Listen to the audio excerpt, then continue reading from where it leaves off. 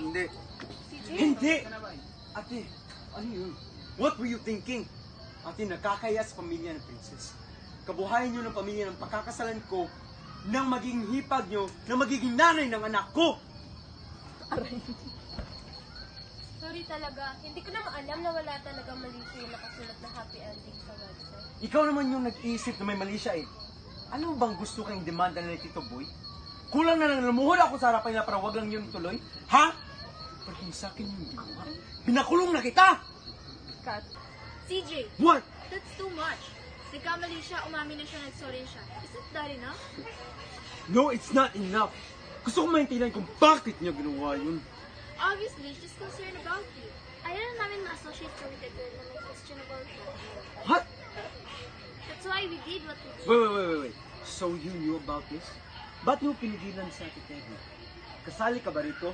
Ate Gabi, sabihin mo at kasali ka ba rito? Sama kaming lahat. Kailangan kasi namin Kayong lahat?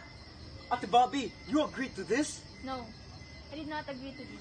Basta kahit anong plano na pag-usapan namin. Sandali. Plano? May plano? Kayong lahat? Ano yung plano, ha? Nagpa-realize sa'yo na hindi mo dapat pakasalan si Princess. God! Di ba nakiusap na ako sa inyo? Nung pamamalikan? Oo, behave naman kami. Kagaya ng hinihiling mo. Kahit na insensitive at matapobre ang features in laws mo. Then naglabas ng prenup, matapobre na agad? Ano pa ba? Hello? Kung laitin ka nila, laitin nila kami. Ano tingin mo sa kanila? Sandali! Kung makapagsalita ka na hindi ka rin papaglait, Ano? I'm still pwede na tinawag mo si Princess ng isang chararat. Masama ba magbigay ng opinion sa girlfriend mo, chararat? Kung tatawagin kong boyfriend mo na isang kupal, ha? CJ! Ano? Ganun naman talaga siya eh. CJ, What? don't you even go there. Totoo naman yun ah. Kahit na sumusobra ka na. Mas sobra kayo.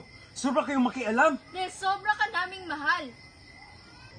Pinoprotektahan lang kita. You're our little brother. Hiningi ka namin sa Diyos. Oo, hiningi niyo ako sa Diyos. Pero just in case you missed it, I'm a grown-up now. And I'm making grown-up decisions. Sana ganun rin kayo.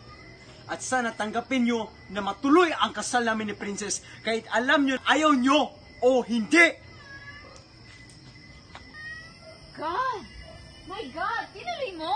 Tinuloy mo yung stupidong planong yun? Bobby! No! That plan is really stupid. Kaya naman pala galit na galit yung isa eh. Hindi ka ba nag-iisip? Hindi mo ba ginamit yung utak mo? My God!